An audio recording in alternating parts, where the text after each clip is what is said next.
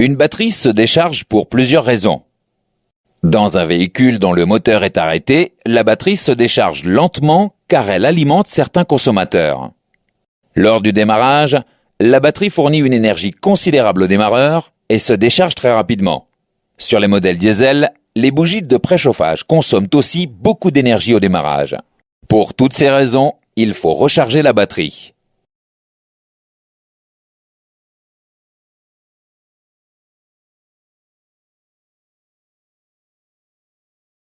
Dans un véhicule, c'est l'alternateur qui, lorsque le moteur tourne, recharge la batterie.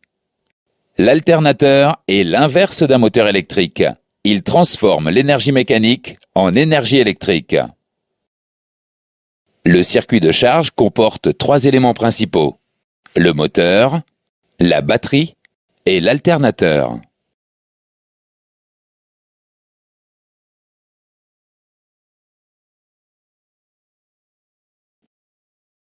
Les principaux composants de l'alternateur sont le carter, le rotor qui comporte une bobine centrale coiffée par 2 masses polaires, le stator qui est un anneau de fer autour duquel est enroulé un fil conducteur, le redresseur ou pont de diode et le régulateur.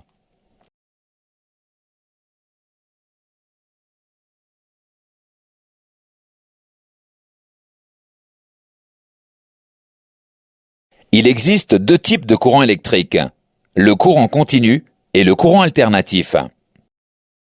Quand le courant est continu, les charges se déplacent toujours dans le même sens. La représentation graphique du courant continu est une droite. Quand le courant est alternatif, le sens de déplacement des charges s'inverse régulièrement. La représentation graphique du courant alternatif est une courbe sinusoïdale.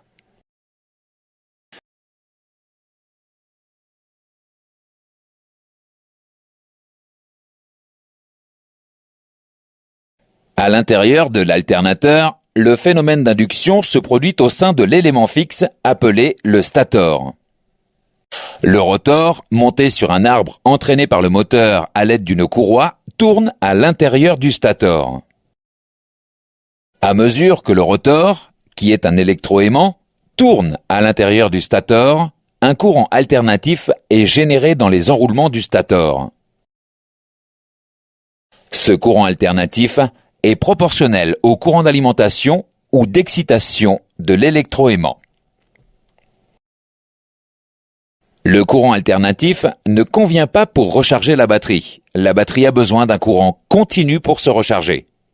Pour obtenir un courant continu en sortie d'alternateur, il faut redresser la partie négative du signal généré et créer un signal continu en multipliant le nombre de bobines dans le stator.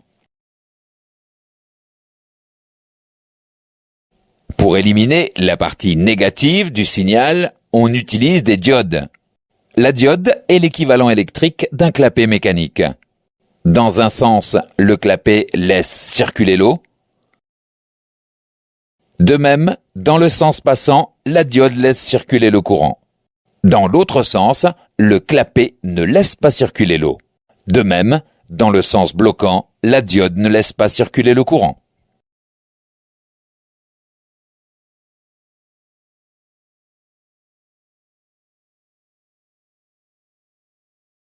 En branchant des diodes en sortie d'alternateur, on ne laisse circuler que la partie positive du signal alternatif créé.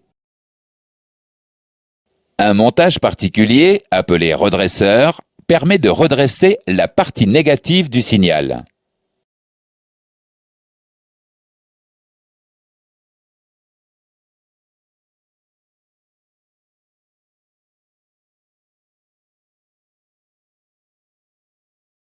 Pour créer un signal continu, on multiplie le nombre de bobines dans le stator.